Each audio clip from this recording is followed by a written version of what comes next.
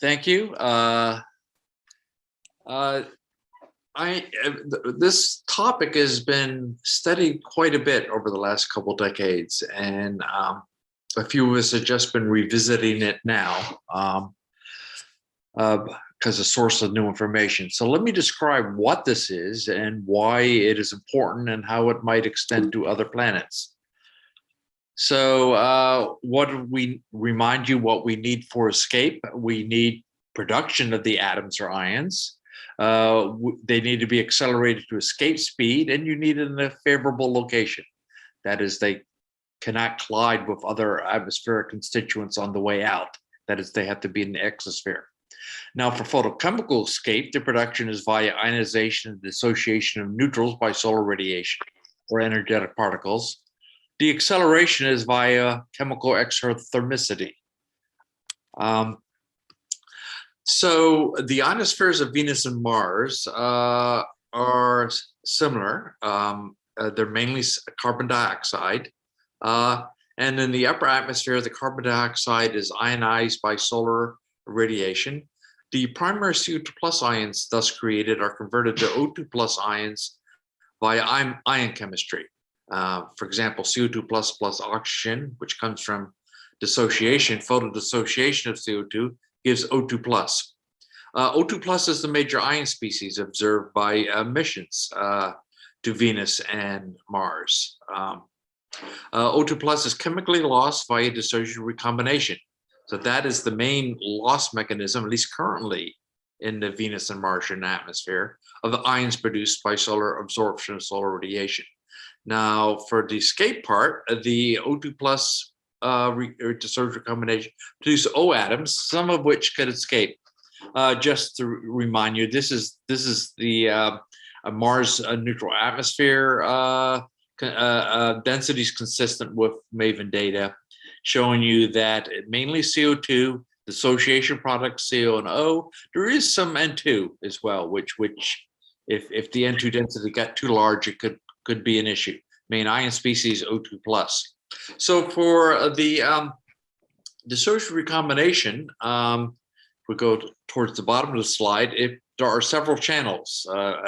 Jane Fox studied this quite extensively. Some of the channels, the for example, when the O atoms in the ground, O triplet p state, there is about 70 V of energy, and about half distributed, split in two between the two O atoms.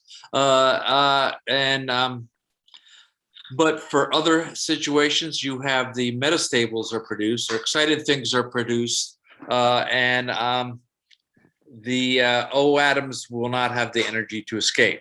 So the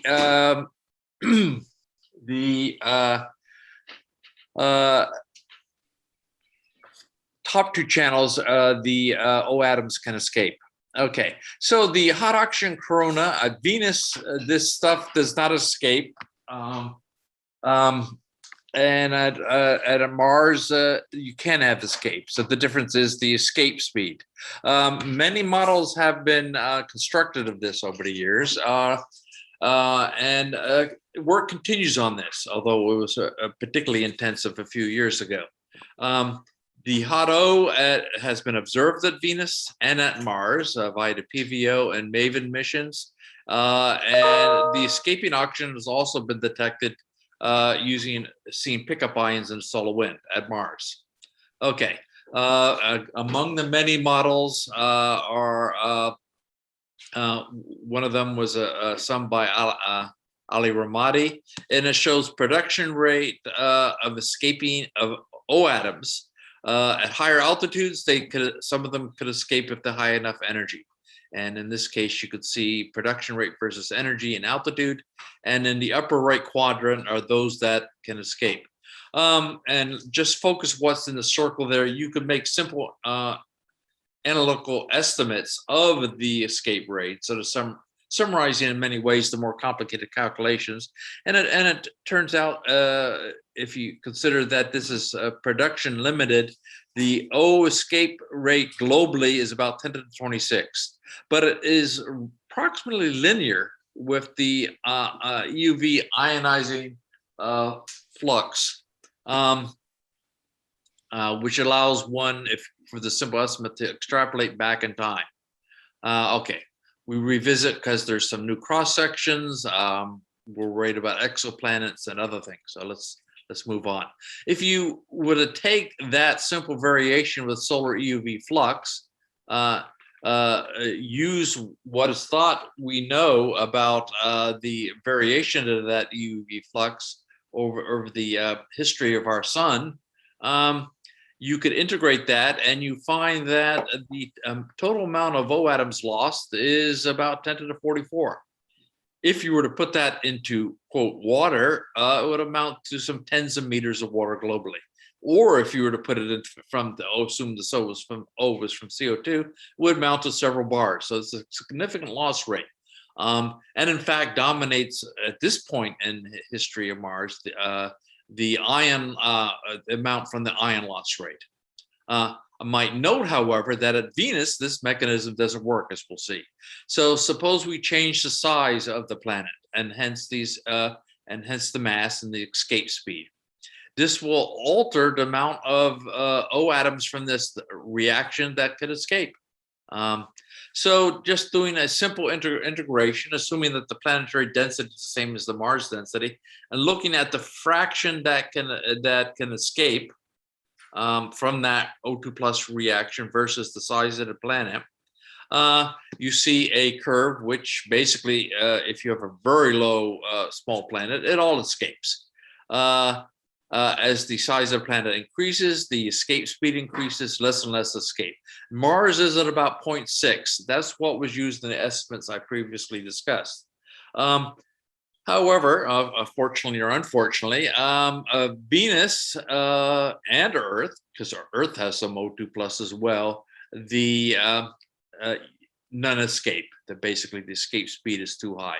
But there are a range of for very small exoplanets that would even extend a little bit beyond the Mars radius. So, in some sense, this particular mechanism is sort of limited to small planets. What about atmospheric composition? It was assumed that CO2 plus is a CO2 plus dominated atmosphere. And that results in an O2 plus major ion species. But suppose, for example, that N2, which does exist on Mars, but it was much more abundant. How would this affect photochemical escape? So looking at an ion chemistry diagram, actually taken from Nagy et al. From many years ago, the top row shows the neutral composition. Then photons will then ionize this. So you produce ions by solar EUV radiation, and then they will then ultimately recombine. Down in the green at the bottom there is the dominant loss mechanism at the current Venus and Mars, where O2 plus recombines and forms escaping or non-escaping O atoms, depending on which planet. However, if you have a lot of N2, or a moderate N2, it'll still go to O2 plus because it'll react with CO2 and go over to O2 plus. But if there's too much N2 and you get a lot of atomic nitrogen or nitric oxide, then you'll begin to form more NO plus ions. Again, fortunately or unfortunately, the dissociative recombination of NO plus giving N plus O, the energy is not quite enough to escape from Mars. So that would sort of short circuit the photochemical escape. So composition matters. So the summary, why are we revisiting this? Well, there are new cross sections. I didn't really talk about that. So we have improved estimates.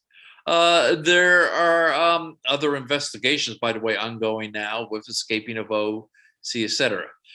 In order to address this more fully, we really need to sort of verify how the O escape rate does vary with solar EUV flux. It appears that it's linear, but I think with new MAVEN data, this could be studied further.